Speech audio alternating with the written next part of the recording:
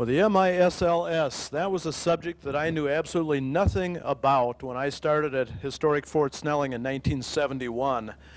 Over the next few years, I learned a little bit about it through several interesting ways. I was the site manager here for many years, and although we dealt primarily with the frontier era of the U.S. Army, there was always this thing I kept hearing about, the MISLS. Now, at the same time I was here at Fort Snelling, I was also in a uniform on the other side of the post in a reserve unit.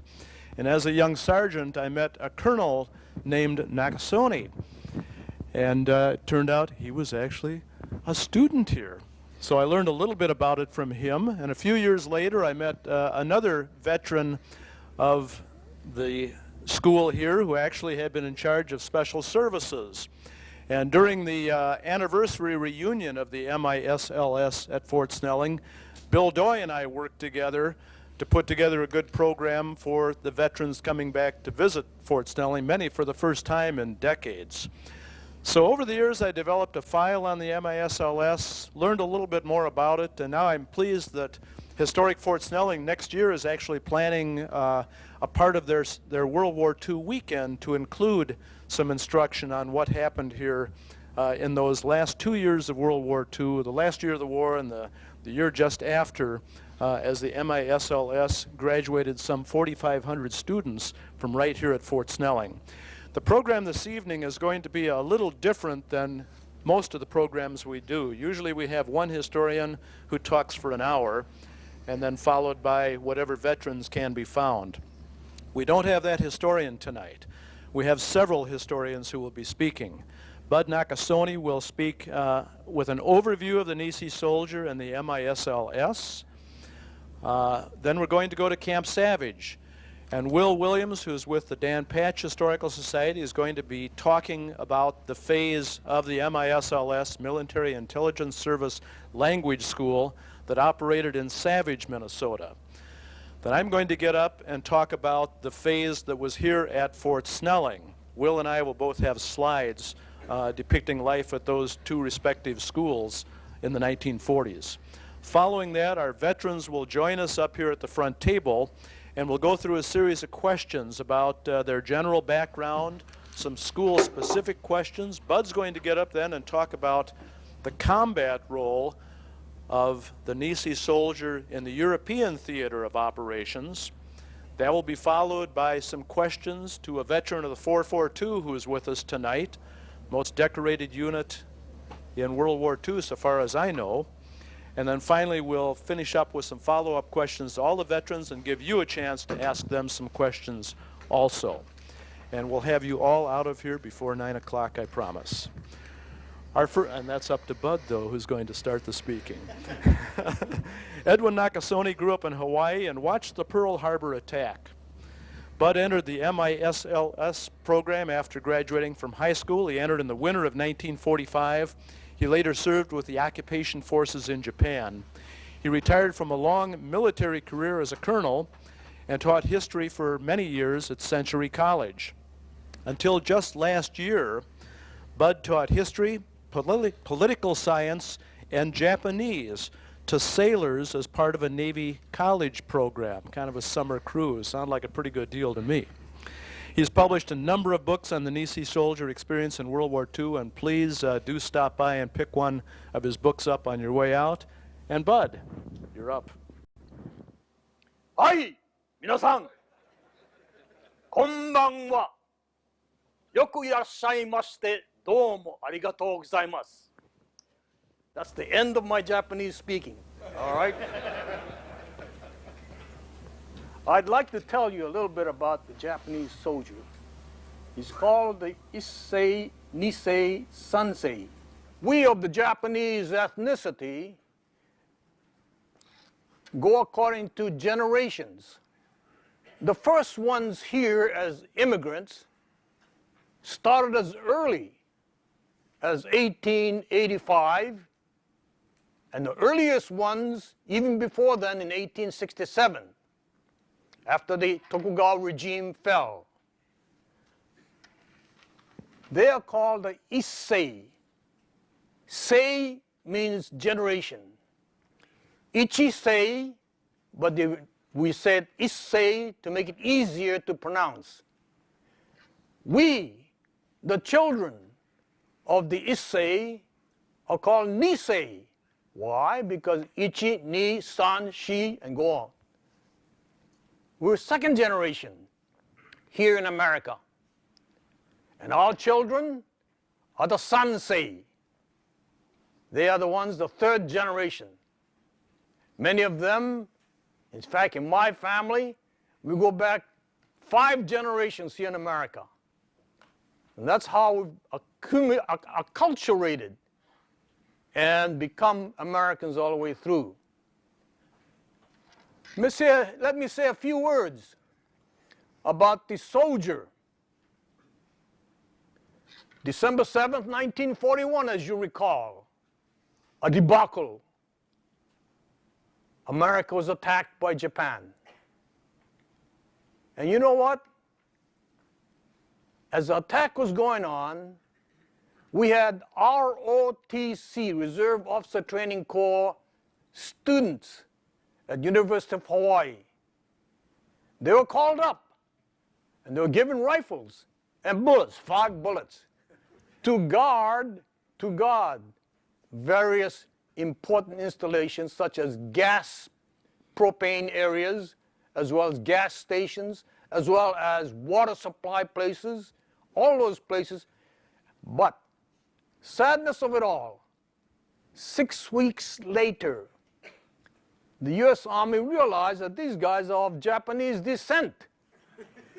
And they're having rifles, and they're having bullets. And as a result, sad to say, because of their ethnicity, they were called in and discharged like that. They say, we don't need your services anymore. And from that point on, they became 4C, 4 Charlie, which means enemy alien, undesirable. Okay? Think of the impact on the minds of these people. As a result, many of them moped for a long time. But then there were people in the YMCA at University of Hawaii that said, hey guys, stop moping. Offer your services as laborers to the U.S. Army. And by God, they did. 169 of them did so. They were called by themselves, they call themselves the VVV, Varsity Victory Volunteers. That's how Pearl Harbor came to these young people. And they served Uncle Sam as laborers in Schofield Barracks and other places. And within the time span of 1 year, the volunteer program started. And so we have these people, almost all of them, 169 of them, volunteering into the 442, 442nd Infantry Regiment. Now, beyond that, I must talk about the 100th Infantry Battalion. Now, the 100th Infantry Battalion was draftees before the war. As early as 1941, they were in the Army. They took basic training at Schofield Barracks. But with the coming of war, they became a labor battalion, much to the agony of these soldiers. However, we had a very eminent, kindly general, General Delos C. Emmons, who said we need these people as soldiers, not as laborers. And he argued hard and had these people then go through training in the mainland rather than in Hawaii and to go out to the Pacific because of obvious difficulties. And so the 100th Infantry which was a provisional battalion, when they came to San Francisco, they were monitored as the 100th Infantry Battalion. And they came to a place where we all know, which is now called Fort McCoy, Wisconsin, then Camp McCoy, Wisconsin. And there they trained for 6 months. This was the basic infantry training. But they had to go through advanced infantry training, combat training.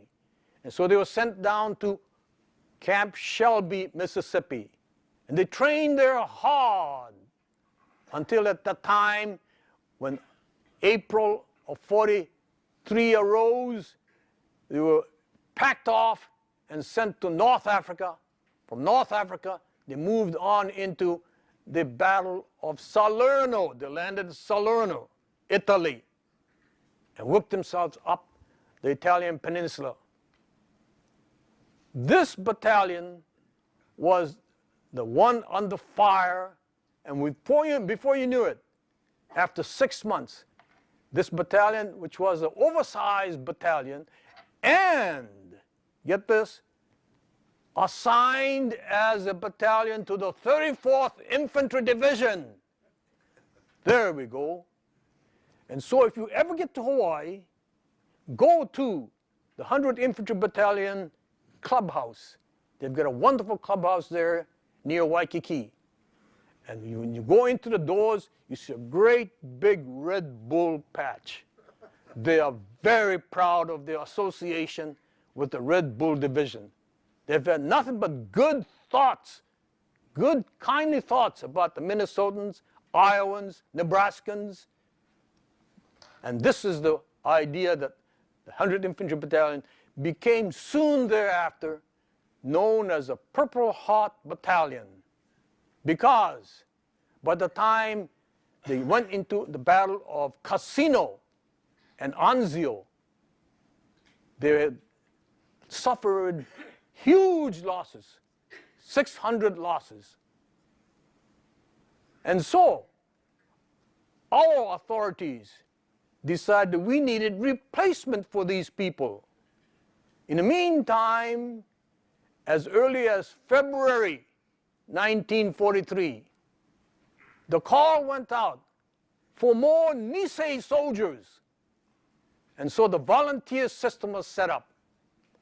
And as a result, we have volunteers going out to all these camps here in the mainland, 10 different relocationals, we call them concentration camps, okay? And here, they thought they would get more young men of Nisei background to volunteer for combat. It was a quota of 3,000 for the mainland. They got about 1,000. In Hawaii, however, where you did not have this idea of having relocation camps and or concentration camps, although we did have several there, okay, more than 10,000 of these young Nisei volunteered. Imagine that. Consequently, we have, by this time span of 43, you have Army Department shifting from the mainland Nisei people. They had 1,000 from the mainland Nisei, but they put in 3,000 from Hawaii. And pretty soon, they got it up to 4,500, and this became the Regimental Combat Team 442, which is, as Steve said, the most decorated unit for the time it's been in battle and for the existence of the U.S. Army. Later on, I'll tell you some of the awards that they received, okay? Now, I've gone through the 100th, the 442. What about the MIS? I started off with reading Japanese to you, okay? Early on, America decided that we needed to have people who can decipher and speak the Japanese language. It was a very difficult language. And as we say, Mr. George Augustiniak has put up a tremendous Camp Savage thing back there, exhibit. If you ever have time after this program, take a look at that. And I'm suggesting to him that he should take that exhibit all the way to Hawaii, where they have big reunions as far as 442, 100 Infantry, and MIS concerned. But the MIS began in the Presidio of San Francisco because the Army authorities, two people, all right, found out that we needed men who can read and write and translate and interrogate Japanese prisoners.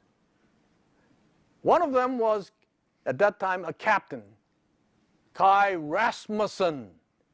Hey, that's a Scandinavian name. Ah, so.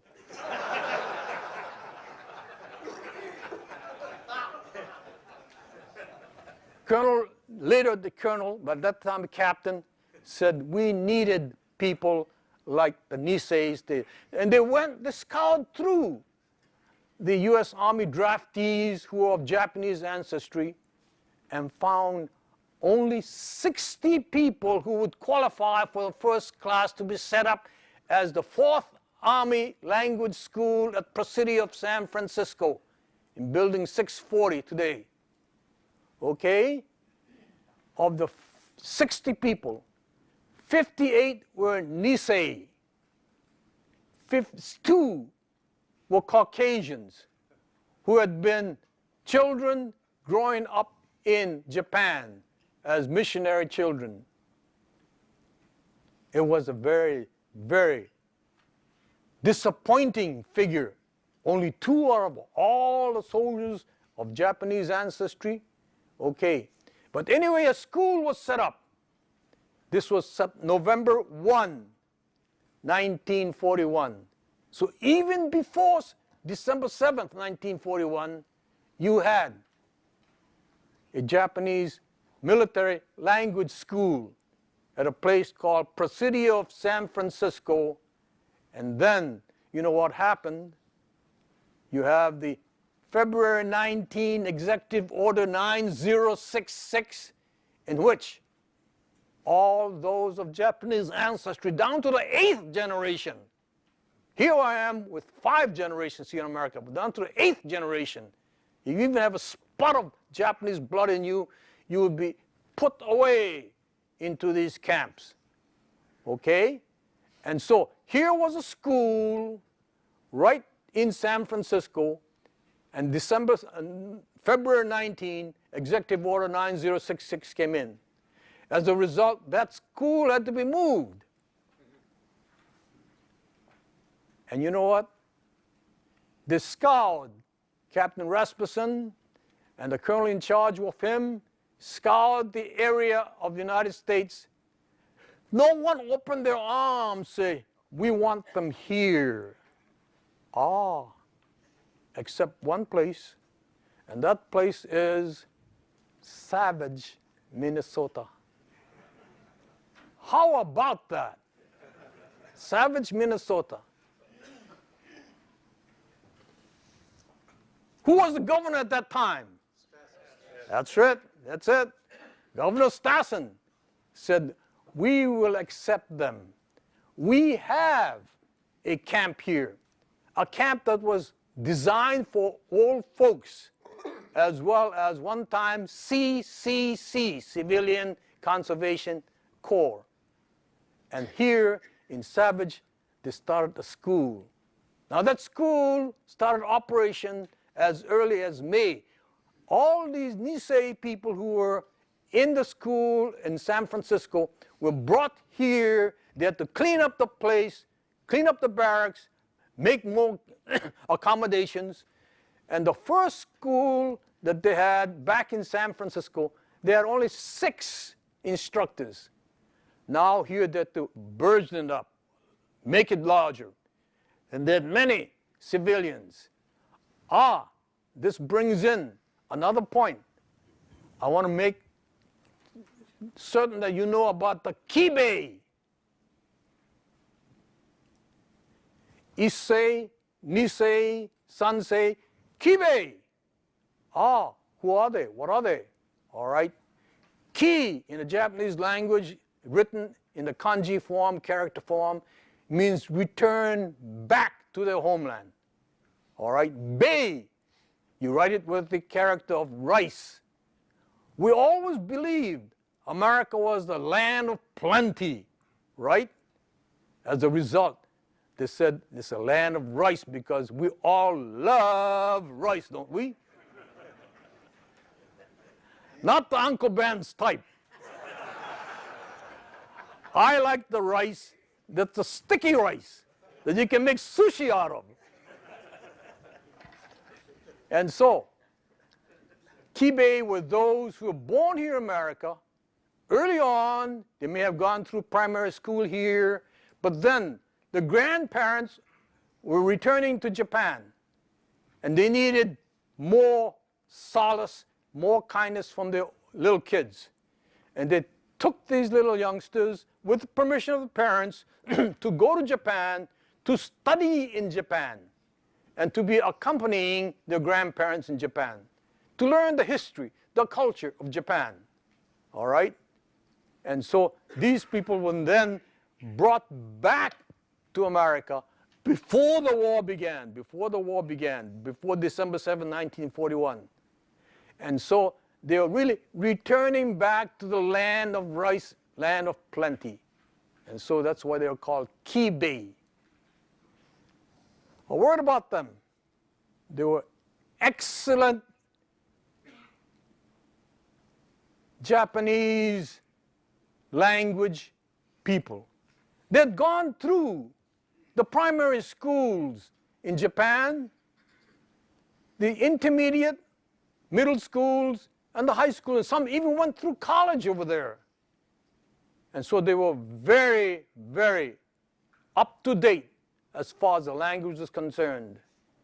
And so a lot of times, if their English was not as good, they would pair, by they I mean the American Army would pair a Kibei with a Nisei to interrogate, and the Kibei would find out what was going on as far as by his questioning, and he would tell that to the Nisei, who would write it out in good English.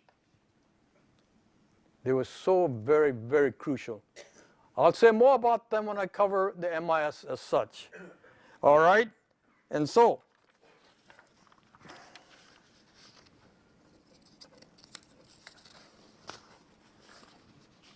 oh, here are my notes.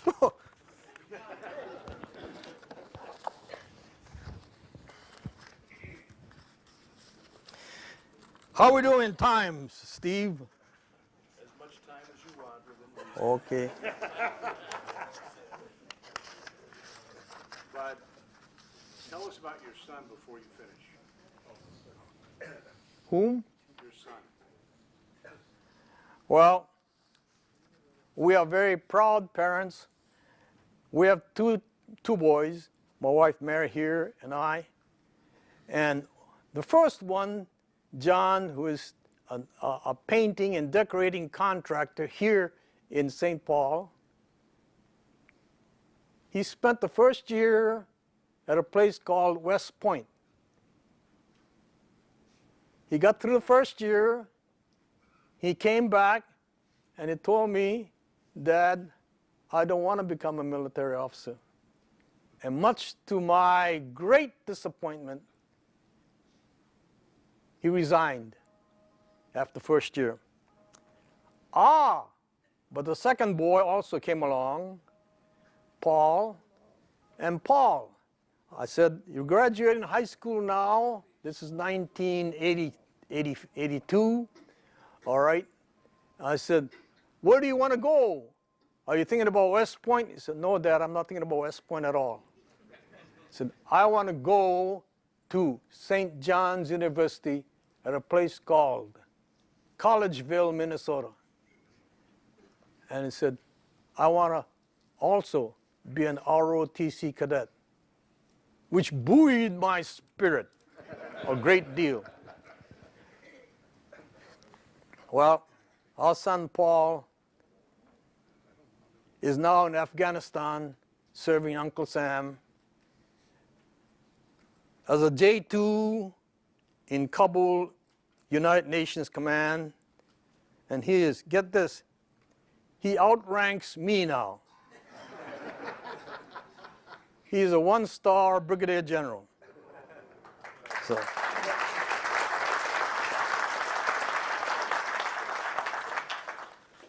We hear from him daily, family notes that he's sending back to us, and we are very overjoyed by the fact that he's still all right. But he makes a lot of trips going to various parts of Afghanistan by helicopter or light air or truck convoy. And think how dangerous that is. He's been to Pakistan 4 or 5 times already. So we have a prayer for him every day because we do worry about his safety. All right.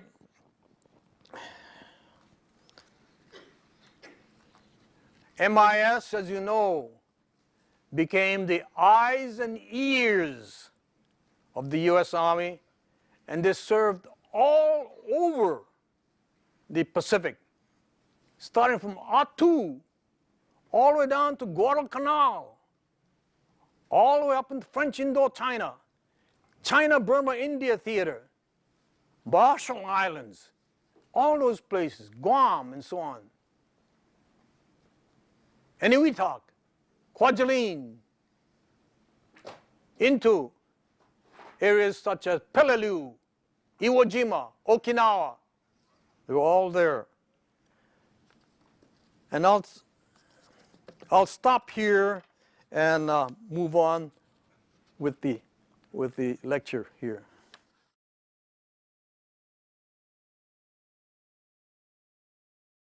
When I go out and I bring up Camp Savage, there are usually 3 responses.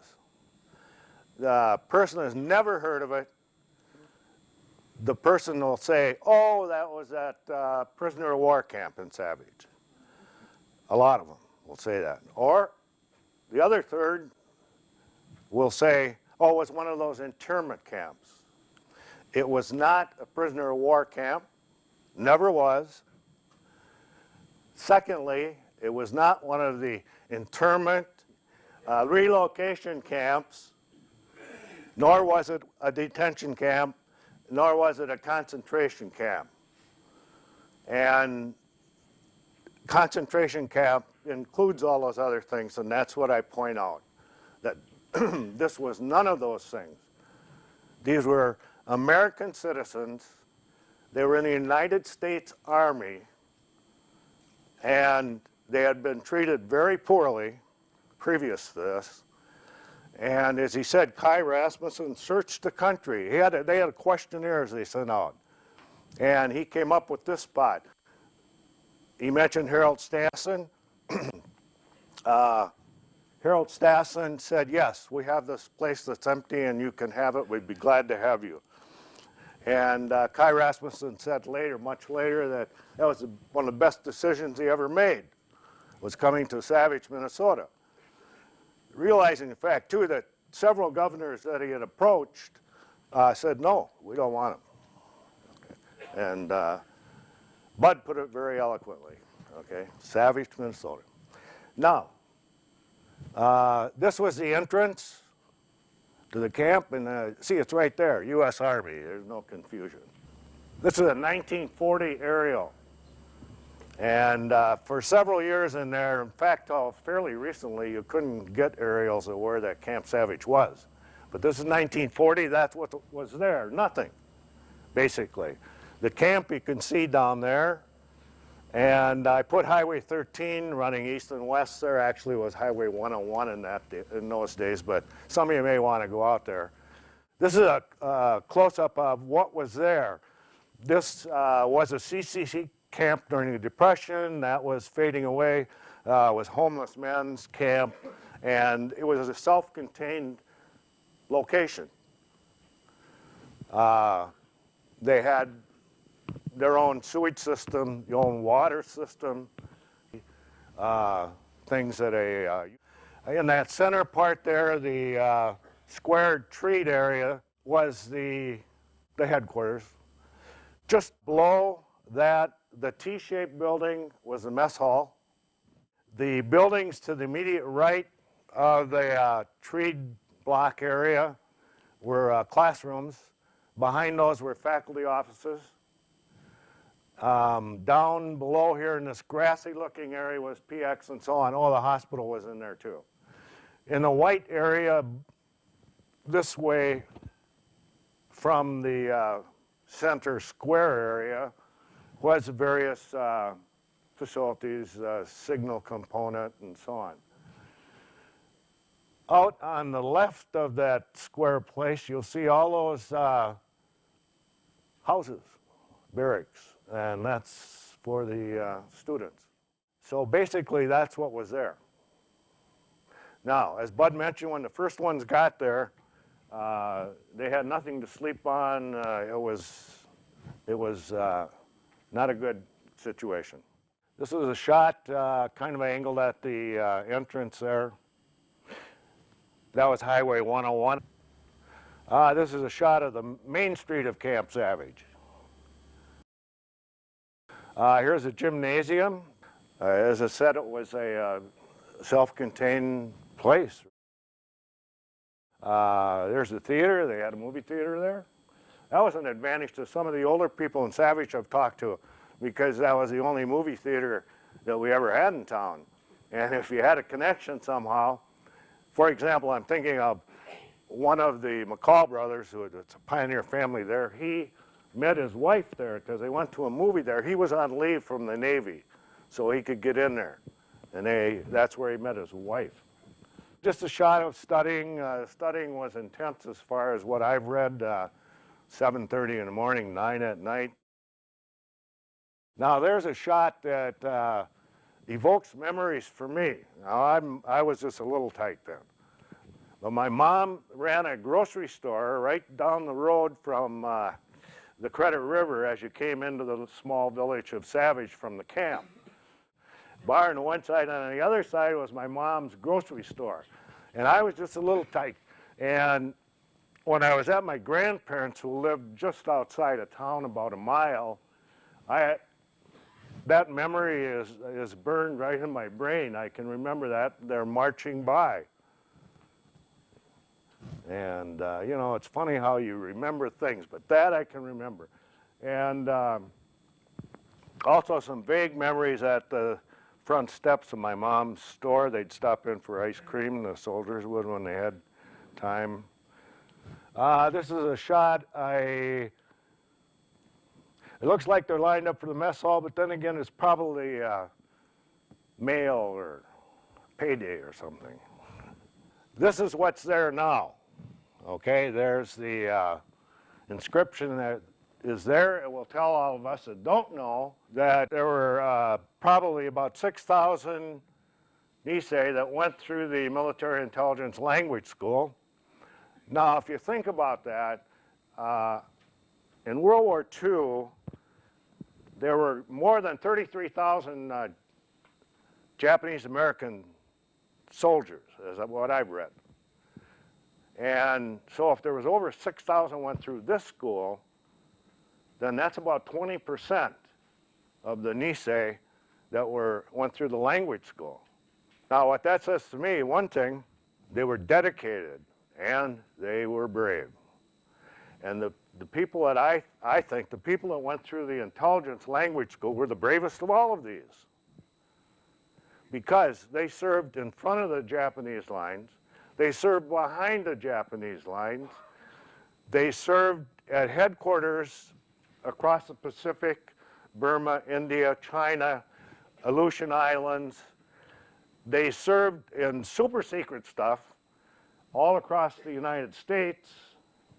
Now, the museum and the history center that we have at the Savage Public Library, through the years, there's been a lot of veterans like these guys.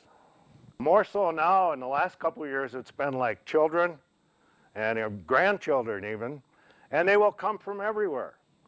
They will come from Milwaukee, they'll come from Chicago, they'll come from all over the United States.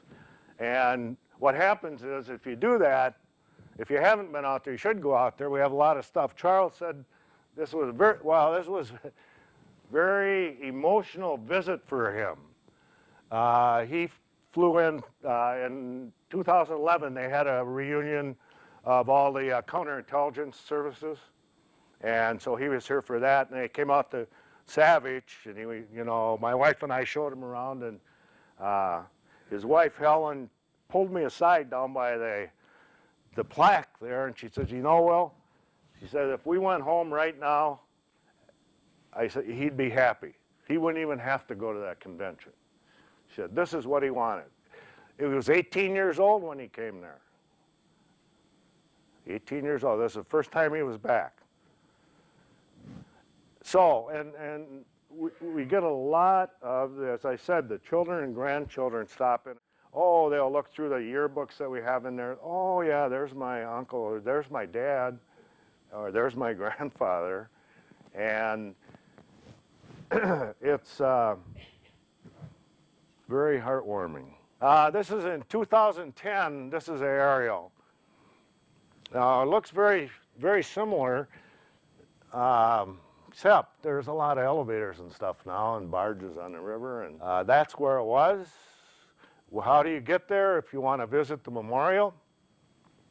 It's on Highway 13 between 35W and 169. If you're coming from 35W going west, you will go under the M&S Railroad overpass, no longer used there, but you go under it, and then it's first left, Zenwood.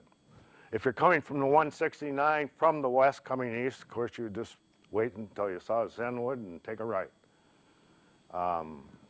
Interesting. And at the same time, I invite you to stop up for the up to the museum at the Savage Public Library. We do have a lot of stuff on MILS.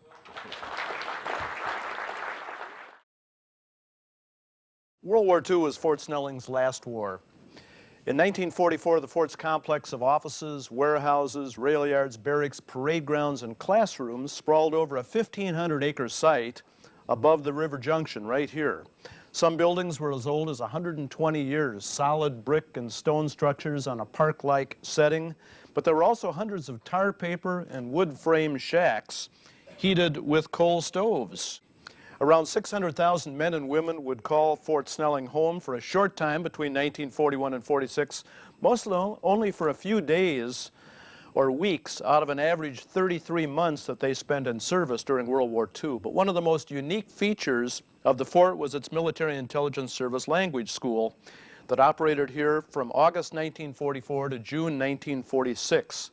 With both 6- and 9-month courses, students learned to call the fort and the Twin Cities home far longer than most other World War II soldiers who passed through Fort Snelling. Snelling was Minnesota's only garrison post in the 1930s, as well as the oldest occupied post in the Midwest, and so it was heavily remodeled by the Works Progress Administration. In 1940, the Selective Service Act was designed to place our very understrength military on a war footing, and it continued this renovation of Old Fort Snelling.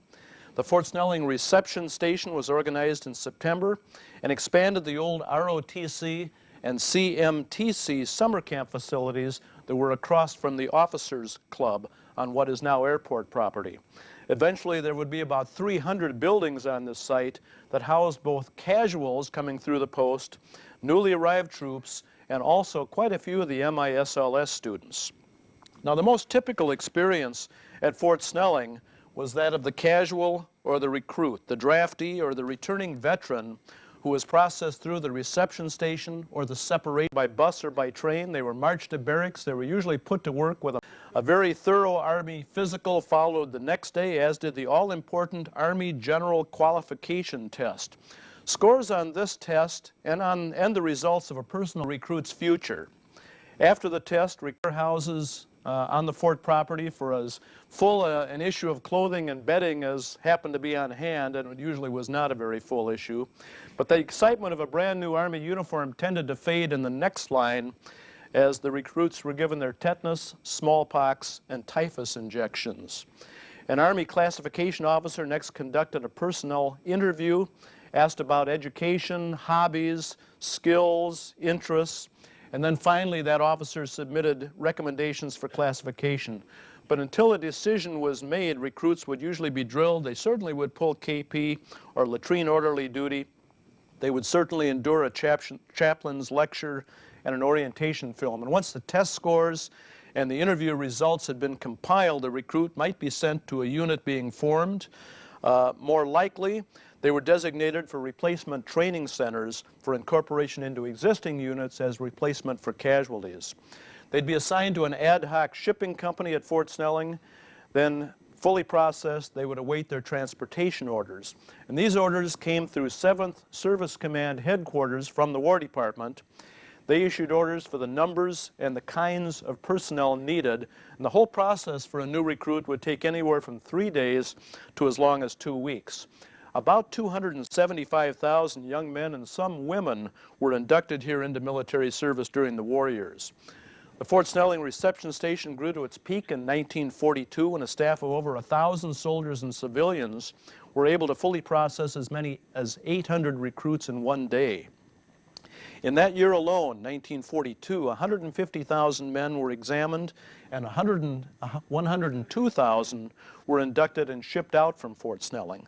Later, the station would test officer candidates and send combat veterans home on furlough.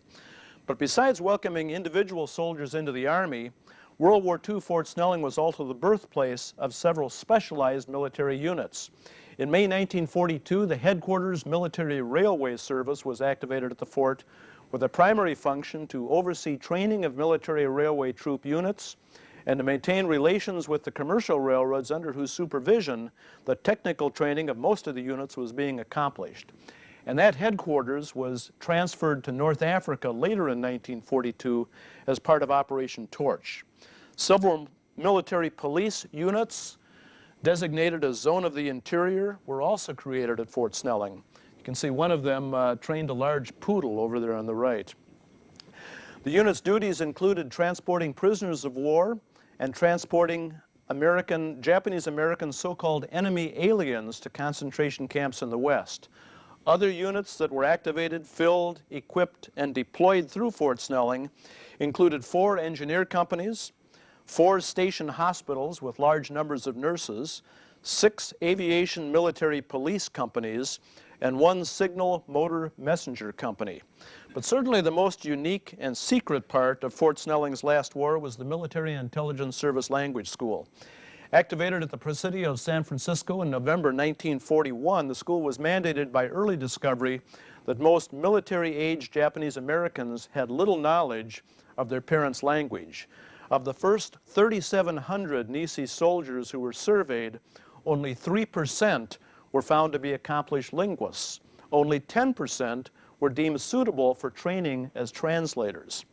The student body was mostly Nisei, primarily from the West Coast and Hawaii. They moved to Camp Savage, Minnesota in May 1942. Minnesota had only a population of 51 Japanese Americans according to the 1940 census. And it provided an area with a high degree of racial toleration due to our large immigrant population, and it was well away from the strongly anti-Japanese West Coast. Caucasians were also part of the program, but admission to the MISLS by a Caucasian required an IQ of over 125, plus strong motivation to learn Japanese. Now, why did it take 6 or 9 months to prepare military translators? Well, an intelligence officer wrote, and I think his quote is pretty good here, "The complexities of the Japanese language are almost beyond comprehension. In the first place, the Japanese incorporated practically the entire Chinese language written and spoken into their own about AD 500. In addition to a Japanese reading, there was also a Chinese reading for every ideograph. A rough equivalent would be the entire incorporation of the French language into English, plus a highly complicated and revolutionary system of picture writing at the same time. The Chinese ideographs, known as kanji, included 8,000 characters alone, which were used by the Tokyo daily newspapers. A highly educated person could read and write between 5,000 and 8,000 ideographs. The average unskilled laborer or farmer could barely understand 500. The syllabaries and the alphabets, which were used for writing connectives, tenses, conjunctions, denoting subjects and objects of sentences. And to top off what must now seem the ultimate in confusion, There are 4 distinct steps in writing each Chinese ideograph, depending on the degree of abbreviation and the character of the letter, document, notice, bulletin, etc. that you are writing. There's also differences between spoken and written Japanese, accentuated by the courtesy gradations imposed on the spoken Japanese language, depending on the rank or class of the individual addressed. The written language itself divides generally into formal and informal, the structures being quite different. Japanese officers before the war had openly boasted that the Japanese language was so difficult that it constituted a code itself not susceptible to solution by foreigners.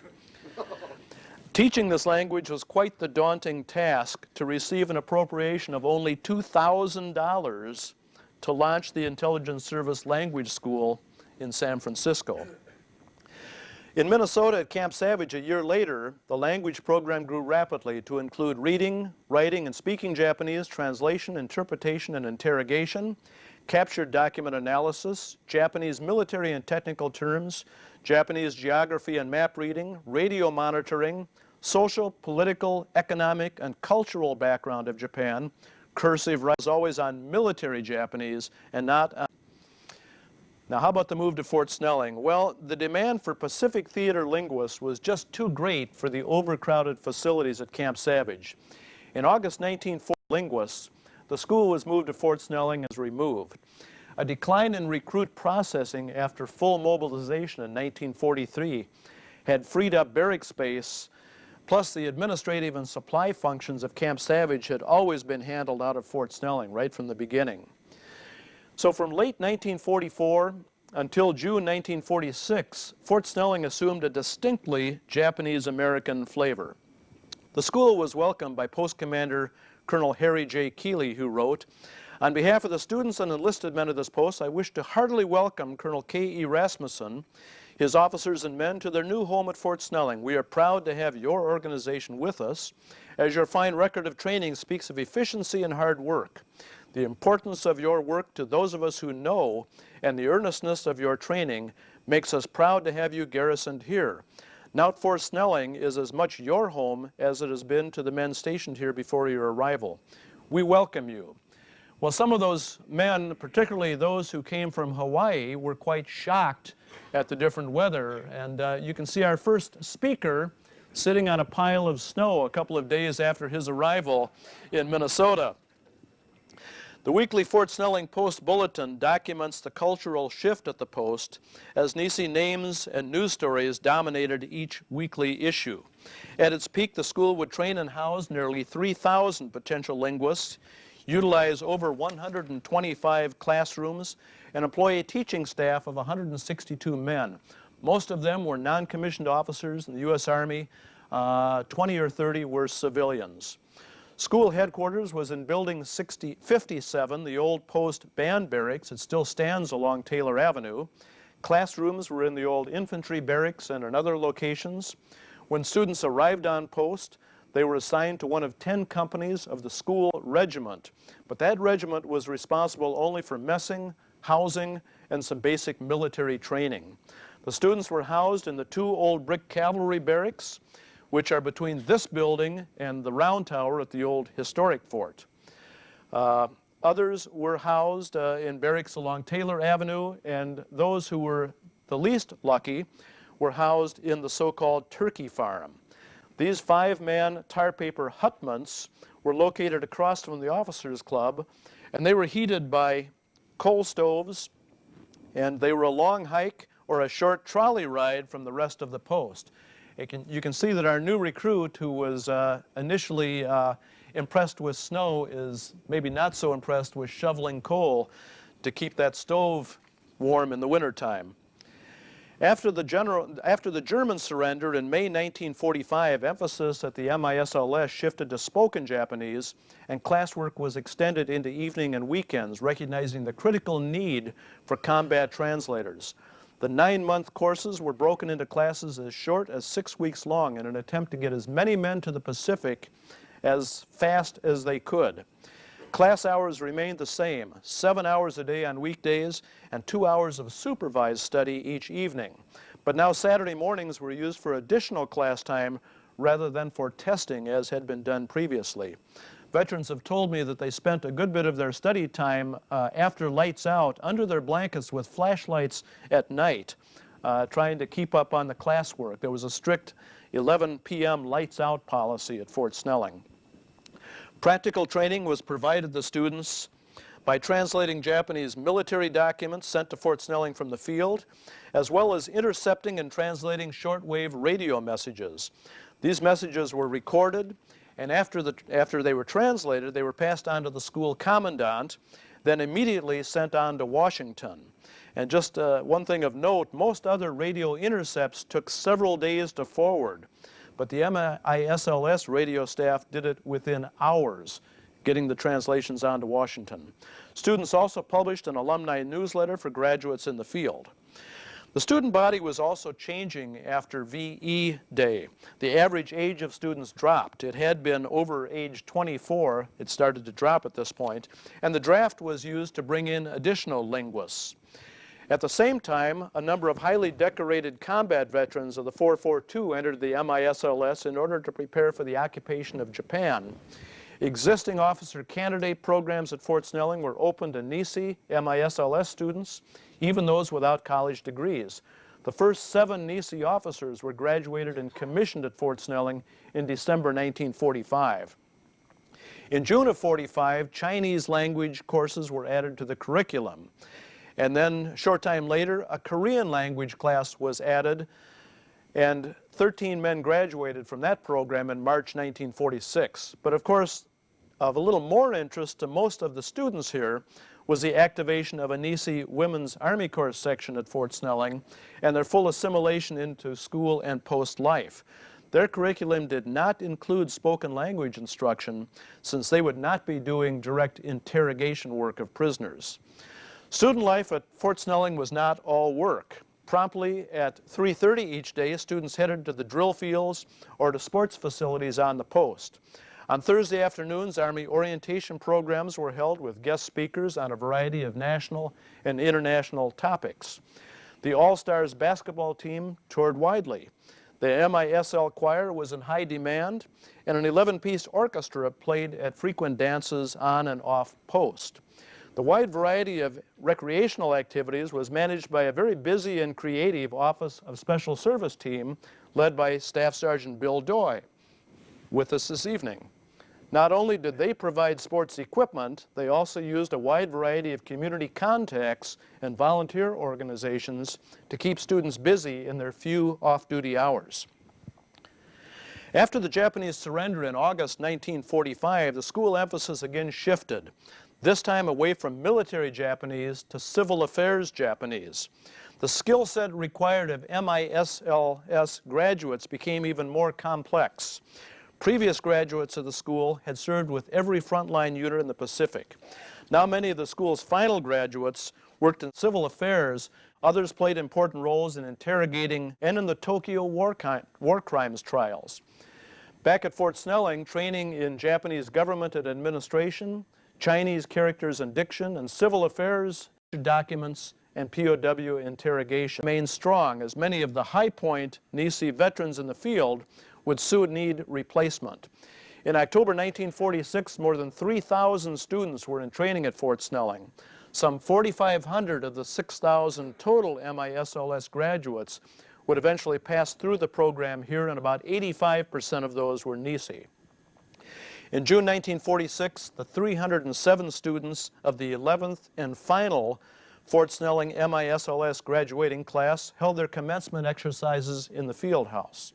Soon word came that the school itself would be moving to the Presidio of Monterey. That post was established by the Spaniards in 1772 and is one of the most beautiful posts in the Army, but of course it lacked a Minnesota winter. Colonel Rasmussen published a farewell letter in the Fort Snelling Bulletin. May I take this opportunity of expressing to you and the personnel of your command the deep appreciation of the members of my staff, faculty, civilian personnel, students, and graduates of the Military Intelligence Service Language School for the many courtesies, facilities, and sympathetic counsel of the past 22 months. We shall long remember the natural beauty of the fort, the richness of its historical background, the modern facilities of its offices and other buildings, and above all, the friendly atmosphere and cooperative attitude of the men and women at Fort Snelling. Whatever we have been able to accomplish in fulfilling the responsibilities assigned to us in turning out capable, efficient, and highly trained linguists for war and occupation duties, we owe in large measure to you. Fort Snelling's last war ended only a year after the shooting was over. The separation point, with its enviable record of out-processing and returning veterans in only 36 hours, was closed. Recruits for the occupation of Europe and Japan would be handled at new locations like Fort McCoy, Wisconsin. Fort Snelling had little continuing utility to an army which needed posts able to handle 30 or 1,000 men for divisional level or combined arms training. On October 15, 1946, the garrison flag in front of post headquarters was lowered for the last time, folded, and presented to wartime post commander Colonel Harry Keeley. Fort Snelling was fading into history. But for many of the more than 1,000 Japanese Americans who were reported on the 1950 Minnesota census, remember only 51 just 10 years earlier, it would be one of the reasons that they chose to call Minnesota their permanent home. And just a couple of other shots of the post headquarters, then and now, the gymnasium where many of the dances were held. This was school headquarters as it looked in 1944, as it looks today. It had been the old band barracks and headquarters at the post. The field house where commencement ceremonies were held, which is beautifully restored and reconverted inside now as a Boy Scout facility. And the old barracks where many of the classes were held. Here's Bud walking down to the front with probably a Coke in his hand. And at this point, I'm going to invite our veterans to join us up here. I'd like to introduce our veterans. Ed Yoshikawa, down at the end, grew up in Sacramento, California. His family was sent to the Tule Lake Camp where he graduated from high school. After working in Ohio, he attended college in Michigan until he was drafted in 1944. Ed joined Company H of the 442 near the end of the Italian campaign as a replacement. After the war, he graduated from Augsburg and worked for Munsingware. Then after retirement, he started a second 9-year post-retirement career as liaison for textile operations in Japan. Let's see, George Yoshino, right here, grew up in Bellevue, in a Bellevue, Washington farm family that relocated also to the Tule Lake Camp. After work harvesting crops in Idaho and as a railroad section hand, he volunteered for the MISLS in August 1944 and graduated a year later. George was posted to Manila at the end of the war and then to Tokyo as a translator. After the war, George joined his family, who had meanwhile moved to Minnesota. He finished school here, and he worked 40 years as an accountant for an area furniture distributor. And finally, Bill Doy, in the center, grew up on a dairying and lumbering family in Leland, Washington, that was also relocated to the Tule Lake Camp.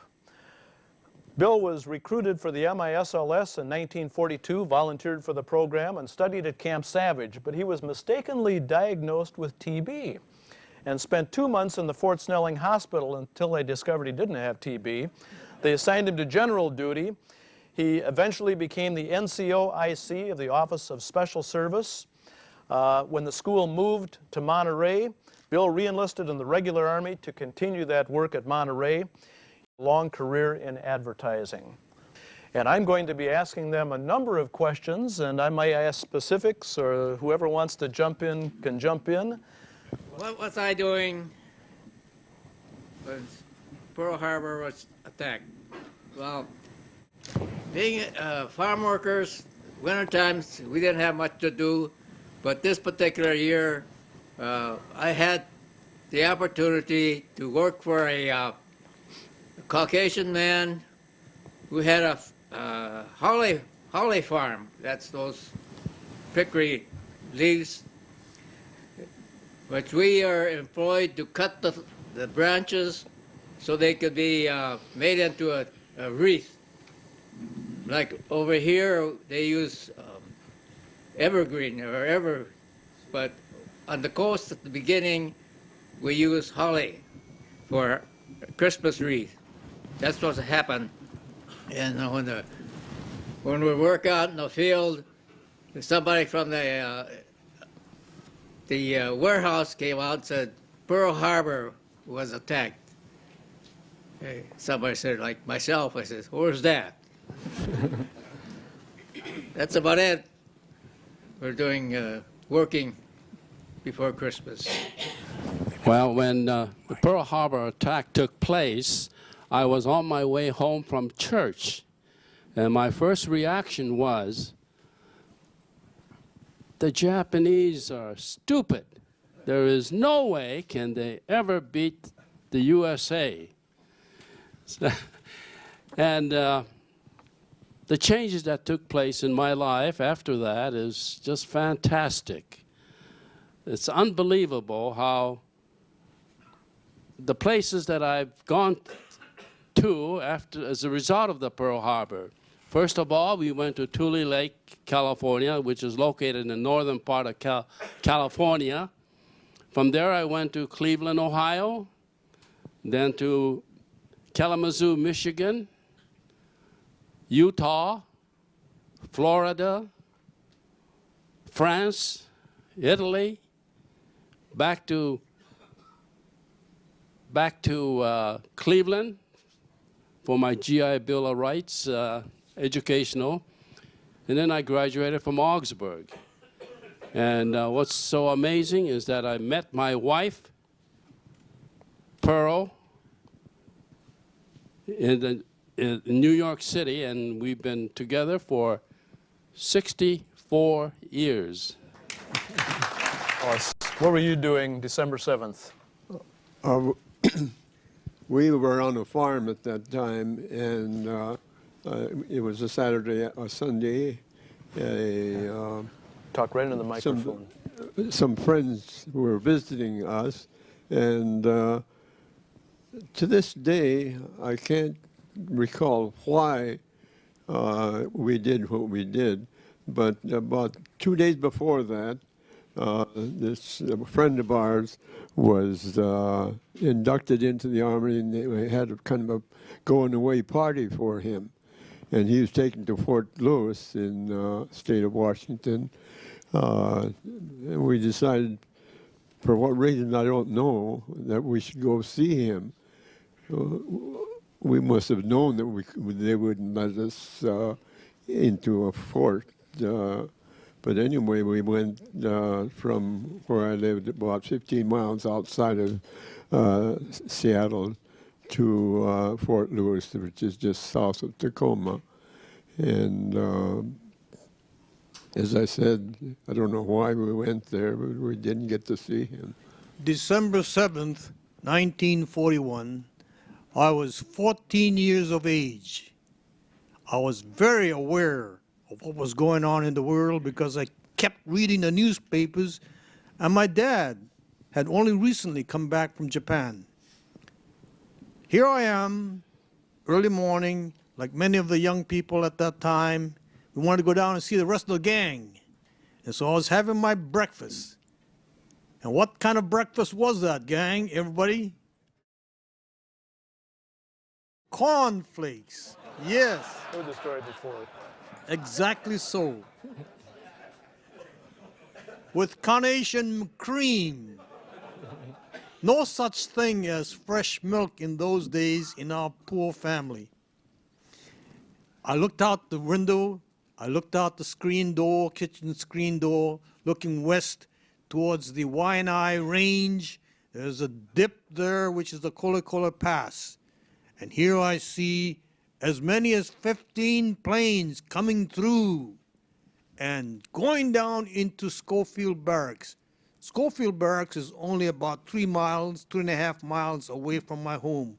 We lived up in the Heights area. We could see Schofield Barracks. We could see Wheeler Army Airfield.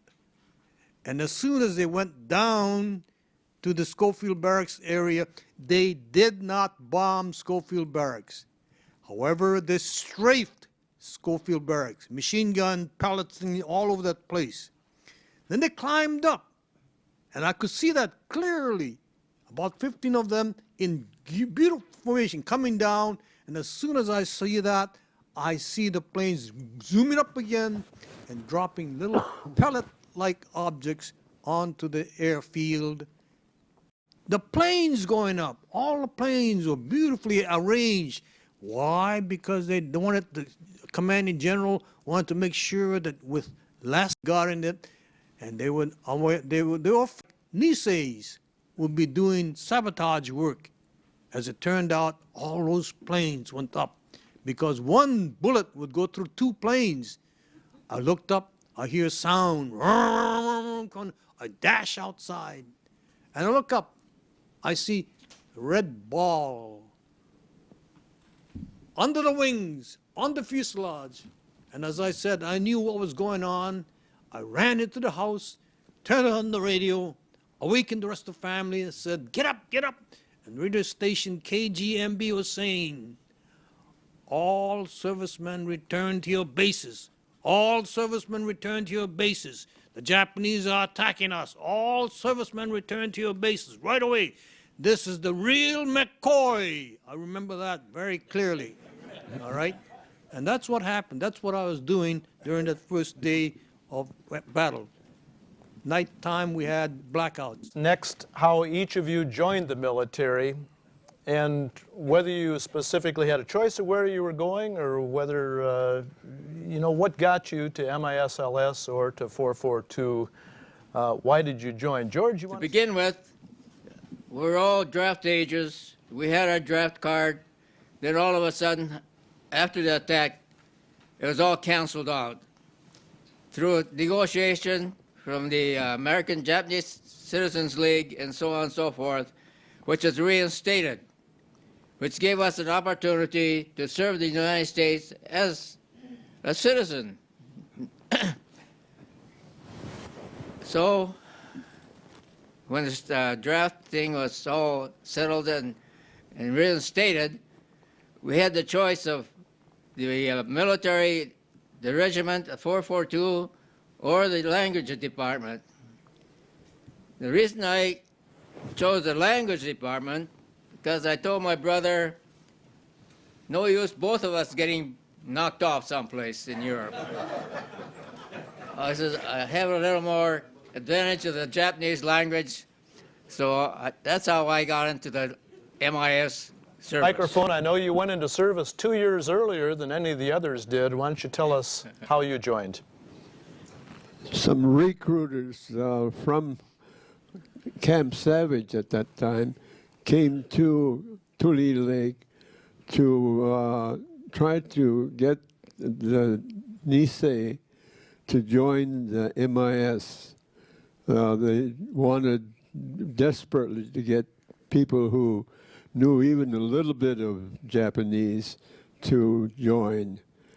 And when I say little bit, that was myself. I knew very little Japanese, but they gave us a book to study.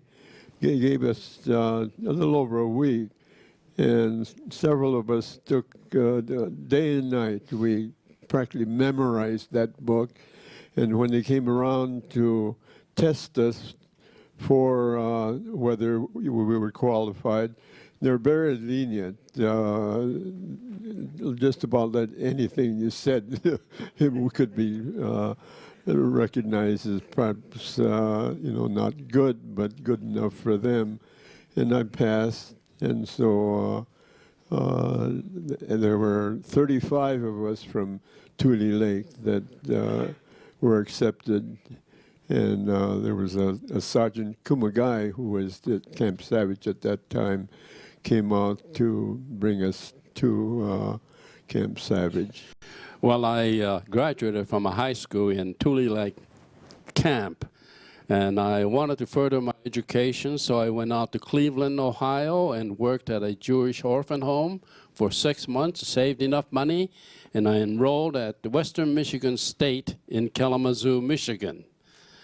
And just about the end of the first semester, I received a draft notice, and I was to report to Fort Douglas, Utah.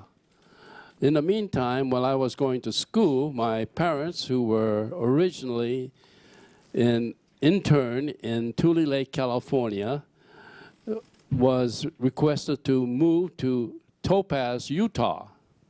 So when I received my draft notice, I went down to Topaz and spent about 2 months there, and I reported to Fort Douglas. And as far as the assignment of duty, I assumed automatically that I will be joining the all-Japanese American fighting unit in training. And I didn't think of any other, serving in any other capacity.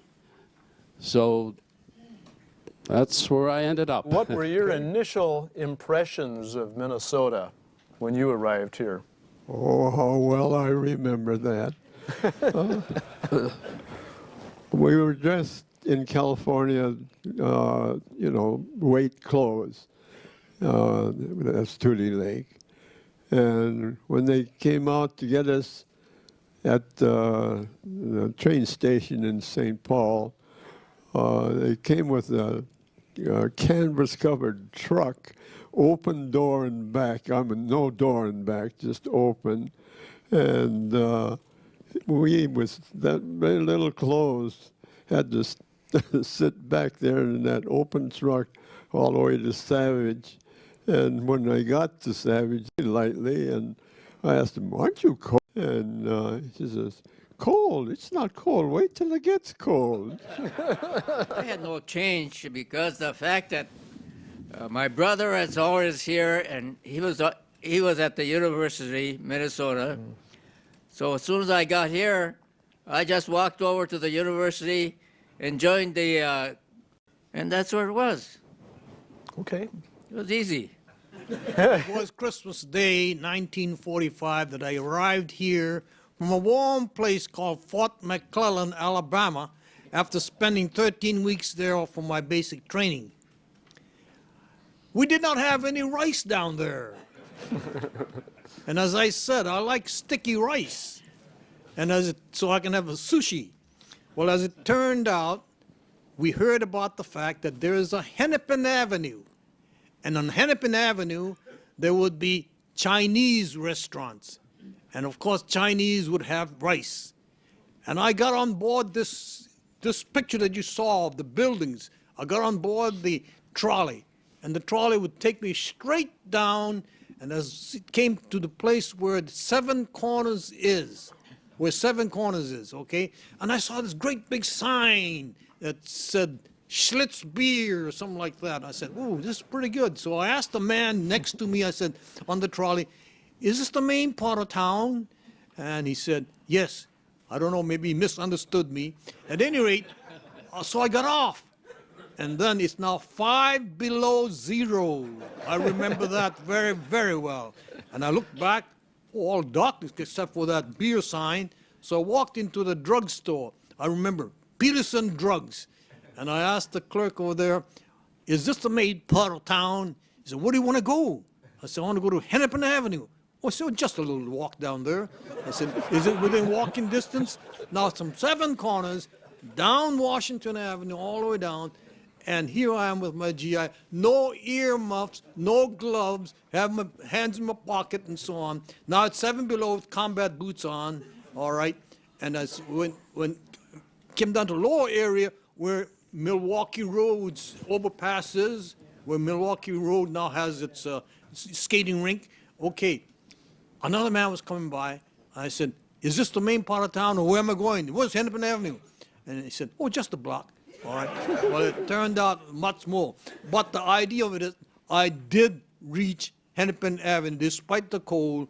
I looked up. Hey, I remember all those restaurants to this day. Man Hing Restaurant, John's Place, Kin Chu, Nanking. Oh, it was heaven. All right. We enjoyed the food. Bud, let's get into a little more serious area. Keep the mic there and tell us a little bit about the academics at the MISLS. You went there as a student, and I'm sure they put you to work right away in class. Not really right away, because as you said, the last graduating class got out of here in, what was it, May of 1946. Okay, well, we came in December 25, remember? And we had a few more, and we found out that the group before us started in November, so we missed that class. So we had to go and wait around and did gopher type work. You go for this, you go for that, you remember? All right. I ended up cleaning up the latrines and so on of the barracks. As it turned out, it worked out fine, because when we started, it was March of 1946. And I went all the way over, and in July, we moved the school over to Presidio of Monterey. I remember that. I remember graduating from Presidio of Monterey. It took me 9 months. Yes, we did not have any more Hey-Go. Hey-Go means military articles, military vocabulary, military work. It was all, as you said, civil authorities work, okay? And it was in the area of conversation, translation, it was minimal, because those that are good at translation with the key base, they would assign them that work. We were interpreters for general interpreting, all right? And as it turned out, we did graduate in December of 1946. And so I remember that we did a lot of work with the Daiji-10. The Daiji-10 is a great big dictionary that we had to use in order to learn kanji. As he said, kanji is very, very difficult. All right, I don't think I could even master 100 kanji right now. It's tough, it's very tough. And so as it turned out, our training was less strict, although Tuesdays and Thursday nights, we did have study hall. We did have 2 hours of study hall, all right? And I remember there was a man, an Nisei man, first generation man, who had a little business in Minneapolis making sushi, and he making musubi wrapped around in nori, you know, the seaweed, okay, with a little pickled plum in the middle, all right? Those of us who have Japanese ethnicity will know this. But as it turns out, they would sell this after the study hall for $1 a rice ball. I remember buying those and enjoying that for that brief time.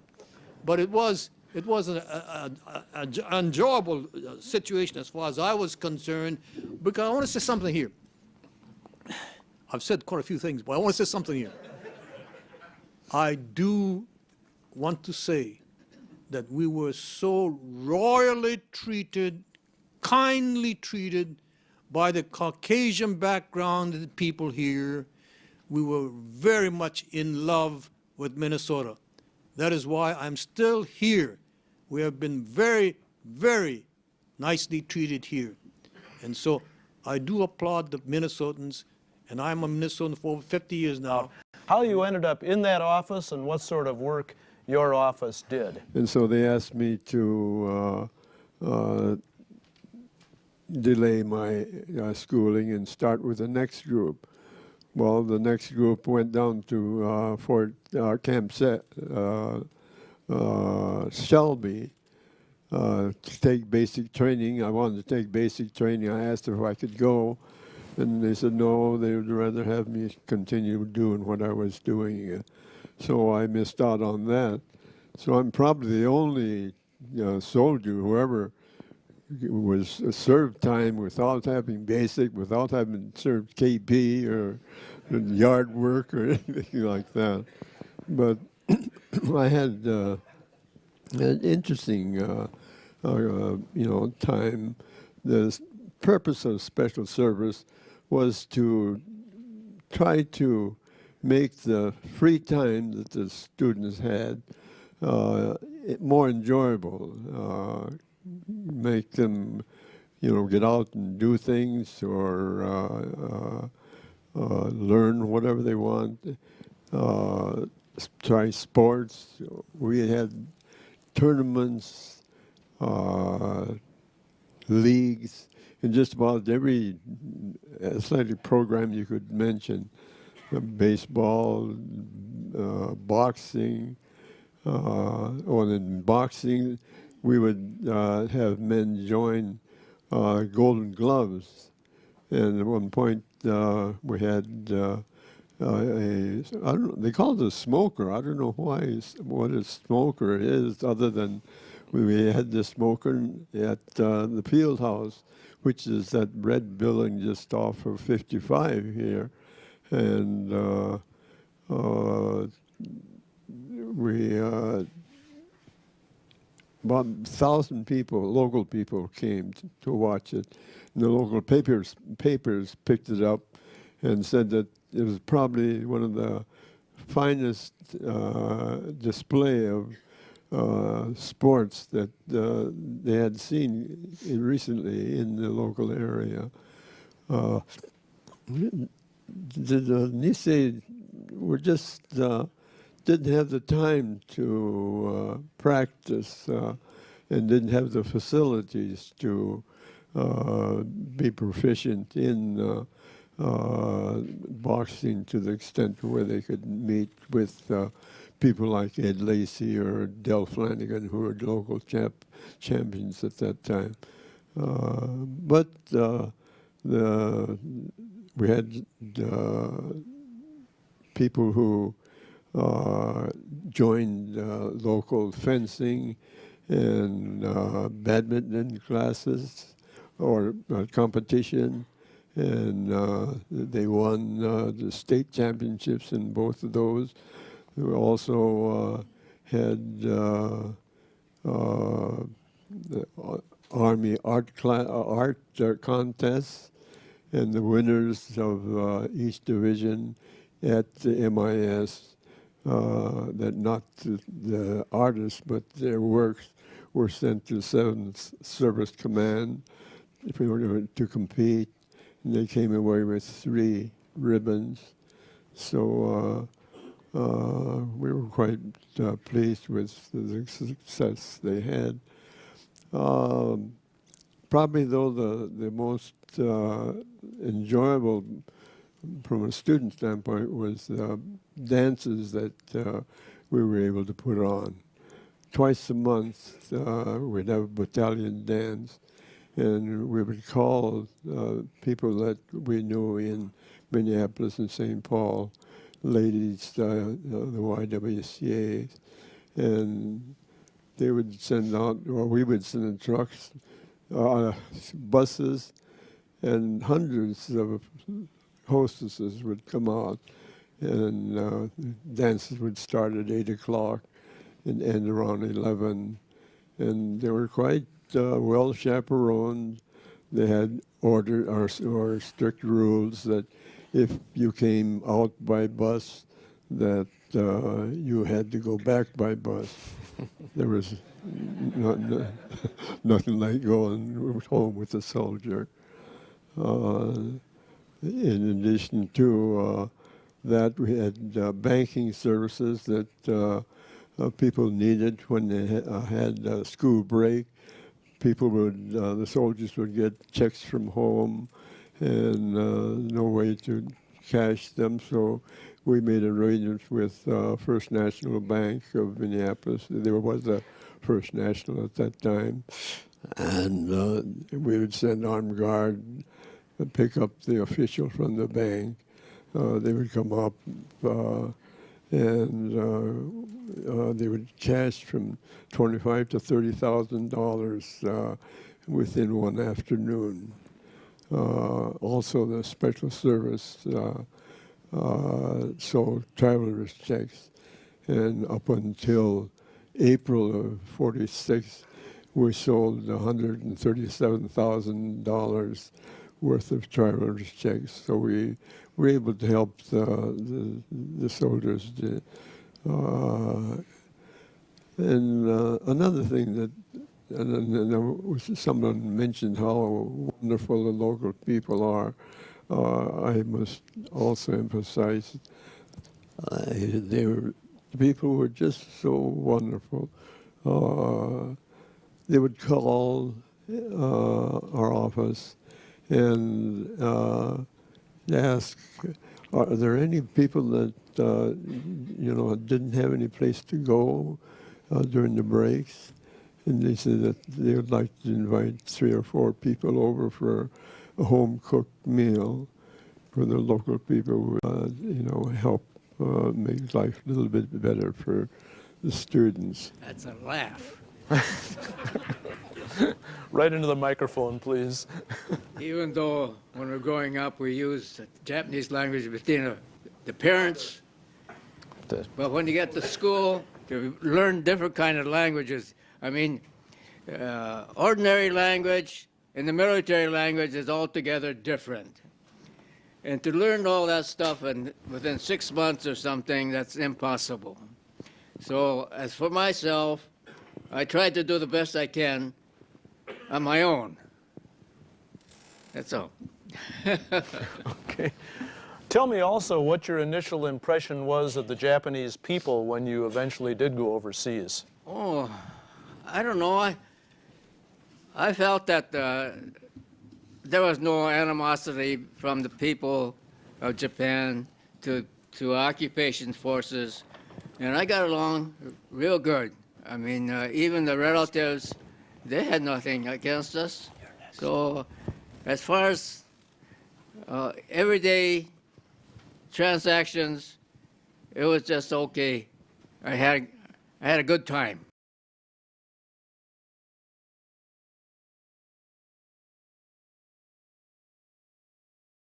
As I indicated earlier, the 100th was the original draftee group, and they came from Hawaii and trained at Camp Shelby, both Camp McCoy and Camp Shelby, Mississippi, Camp McCoy, Wisconsin.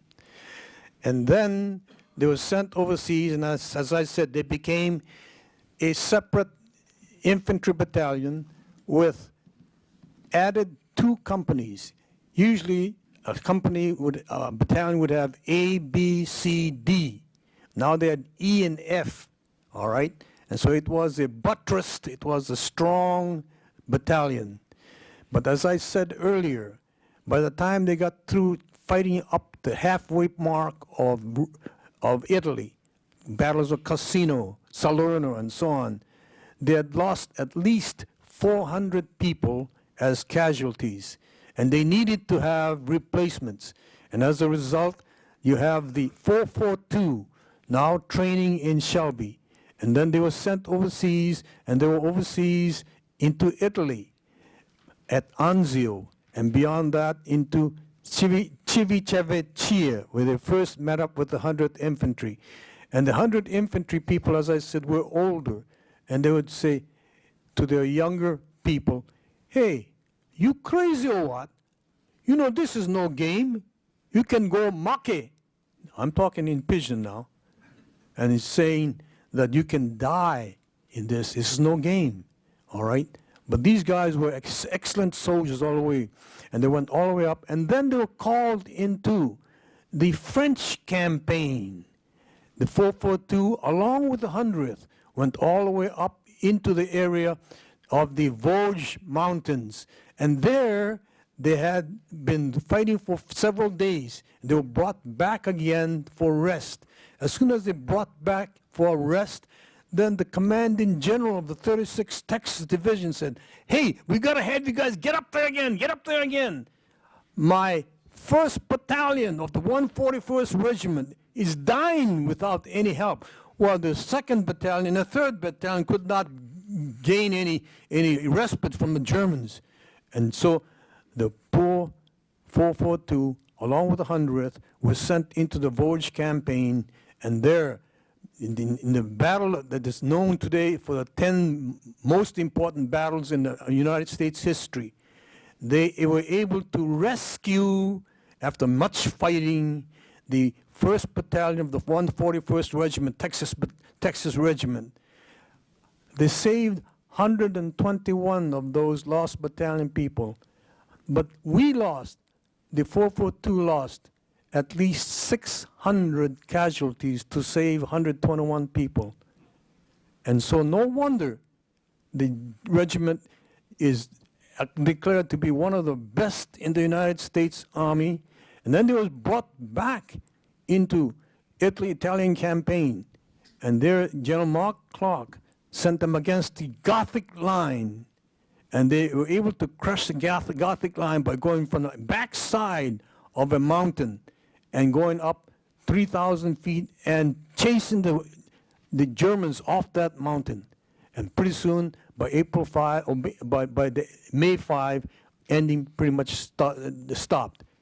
And this was the way of the 442.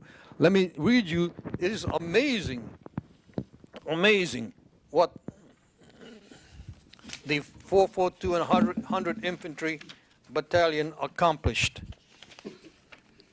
All right, here it is. They participated in 8 major campaigns in Europe. We're talking about from a time span of April 43 until the end of the war. 8 presidential unit citations. A unit will be given a citation if they have extremely brave conditions, extremely brave fighting, and they would have a streamer be put on their guidon. They receive 8 of those, which is unheard of in many units. 18,143 individual decorations, which include, this is a regiment now, regimental combat team, not a division, and they receive 21 that our country can give. 9,486, 5 French Legion of Honor, 33 DSCs, Distinguished Service Crosses, number 2 in rank, 1 Distinguished Service Medal, 28 Oak Leaf equivalent of 2nd Silver Star, 22 Legion of Merit medals, 4,000 Bronze Stars, most of them with the V Medal for Valor involved in it. All right, 15 Soldiers Medals, 12 French Croix de Guerre, 2 Italian Cross for Military Merit, 2 Italian medals for military valor. This is the kind of fighting unit that you had within the 442. 100 Battalion became the first battalion because of the tremendous number of casualties going on. What happened was that they took the 1st Battalion or the 442nd Regiment and made that into a replacement training company. And from the trained battalion. And the 1st Battalion was replaced by the 100th Infantry Battalion. But when they started fighting in Italy, the 100th Infantry Battalion, because of their tremendous bravery and the fact that they lost so many people, it was called Purple Heart Battalion, the U.S. Army allowed them to keep, not as a 1st Battalion 442, but the 100th Battalion, 100th Infantry Battalion, 442nd Regimental Combat Team. This is the kind of talk we're talking about as far as the bravery of these people. And I recall, as a young man, a senior in high school, going to many of the funerals going on at that time at the Buddhist church.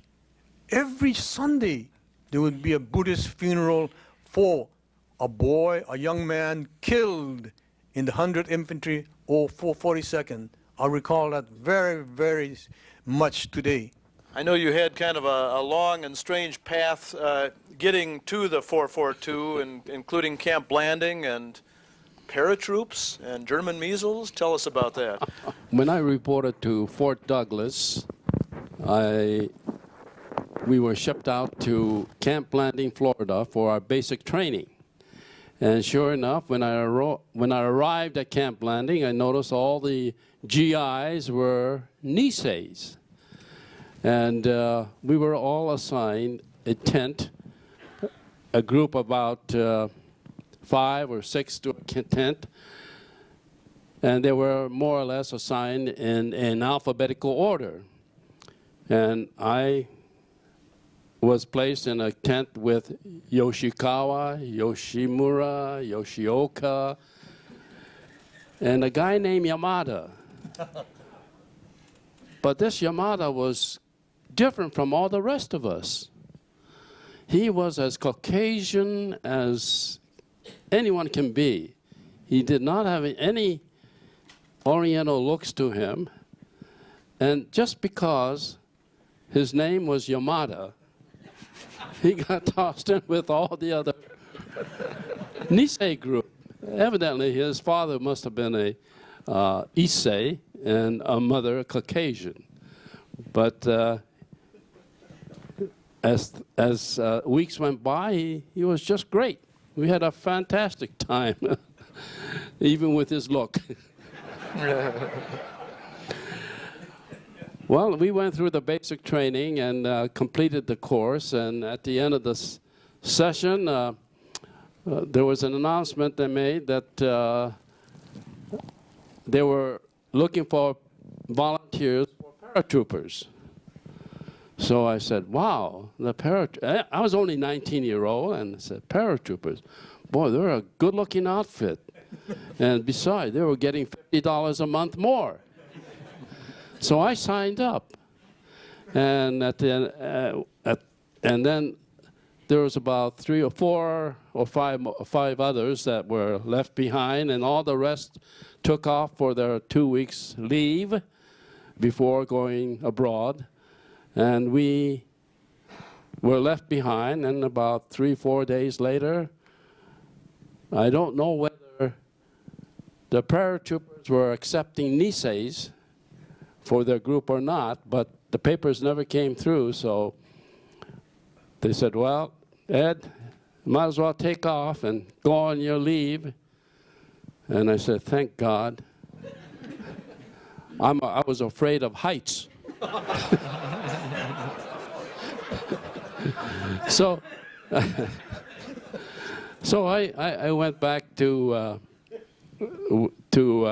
visit my parents, who were a family that was in Topaz, Utah, internment camp.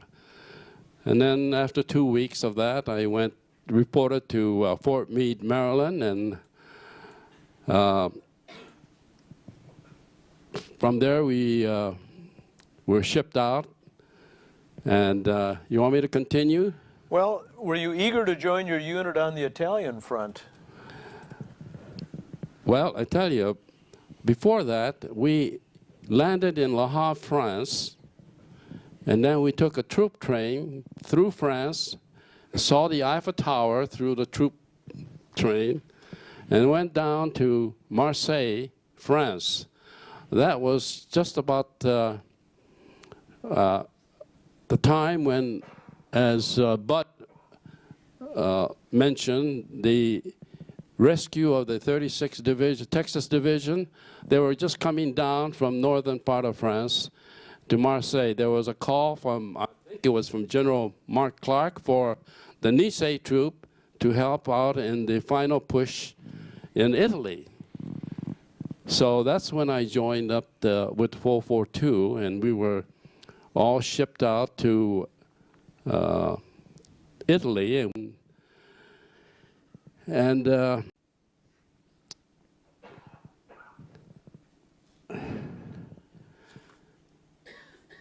we were getting, I was getting kind of to be called, and there was an announcement made that they needed some replacement for the final push up to Italy. And what had happened is that our unit that went through basic training were quarantined with the German MISLS. So they were requesting volunteers to go up as a replacement. And so I had MISLS when I was a kid. I remember that. So I signed up, and the next morning I was all packed up and ready to go. However, out of all they needed was 120 men. And there were 124 men volunteered. So they needed to eliminate 4. And they did not take the alphabetical use, Yoshikawa's in. But there were 4 from Abe, and, you know, and I was left behind. Ed, I understand that you had a chance to join the MISLS after VE Day, but for some reason you chose not to come to beautiful Minnesota. Can you tell us why? Well, after the VE Day, there was a recruiter from Fort Snelling recruiting men for the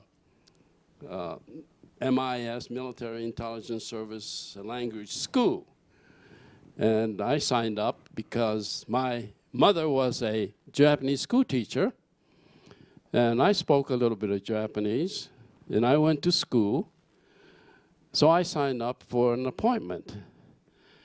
And when that appointment came, I was involved in a poker game.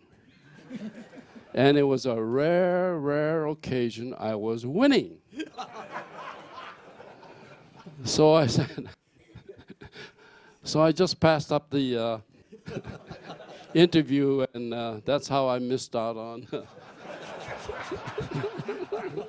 being with the MIS.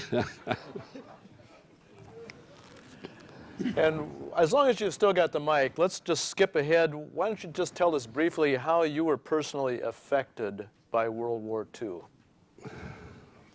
And then we'll just go down the line with the others. You know, when I was, well, the mere fact that I'm here is a fantastic change. I grew up in Sacramento, California, where I read about the Mississippi River, the flood. I mean, I studied about it in school, about the great flooding of the Mississippi River, and here I am in the state of Minnesota, where the Mississippi River begins, in Itasca. Anyway, one of the biggest change is that I had the opportunity to meet my wife. She was born in Vancouver, Washington. I was born in Sacramento, California. We met in New York just before I went overseas. And I just wondered if any of you remember an incident that took place back in 1945 where Empire State Building was hit by a plane. Yep. Wow, you got some old timers here. Well, I use that as an excuse to begin writing to my wife from Europe. Anyway, that's biggest change is that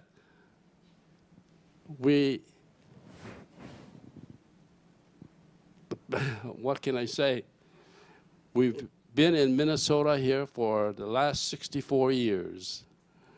So, and I can't say, as Bud has mentioned, the people in Minnesota are exceptional, exceptionally friendly people. I do remember that, well, all I can say, we enjoy living in Minnesota, and I think we'll just end up here. Even though when I told my wife that when I retired, I'm going back to California, where my folks were, Sacramento.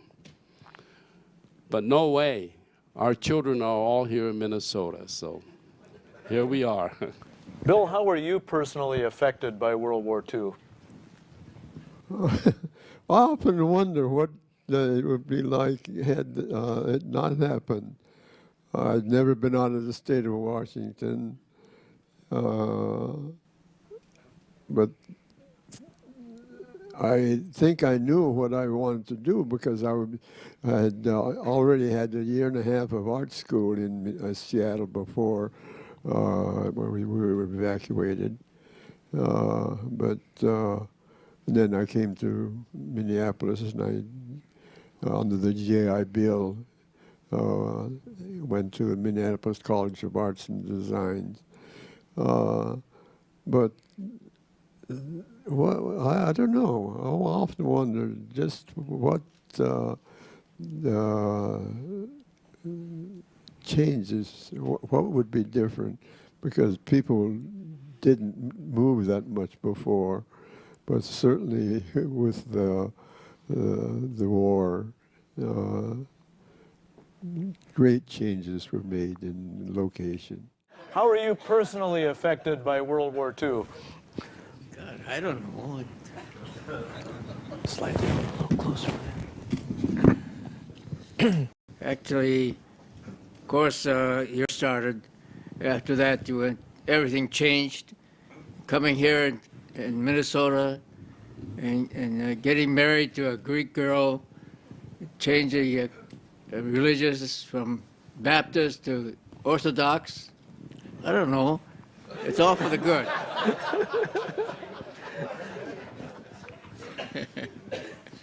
I'm going to ask you one last question as long as you've got that microphone in front of you. Do you still use your Japanese language skills learned at Fort Snelling? Right now? Sure. No, what's the use of using your Japanese language? You don't need it. I don't know. I know some of the others have. Ed, go ahead. Yeah, I just want to say one thing here. You know, the Japanese and the Japanese Americans have gone through much difficulties and suffered a lot of loss and struggled and been interned for 4 years, and that's no fun. But all I can say is that we could be bitter of having suffered all these difficult times, but I sincerely can say we are better for having gone through that. And we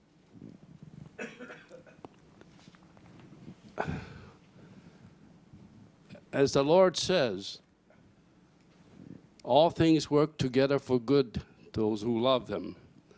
And all the struggles we went through has been a benefit. We really are better for having gone through it. And thank you very much. And Support for this program provided by viewers like you. Thank you. Additional support provided through the Catherine B. Anderson Fund of the St. Paul Foundation.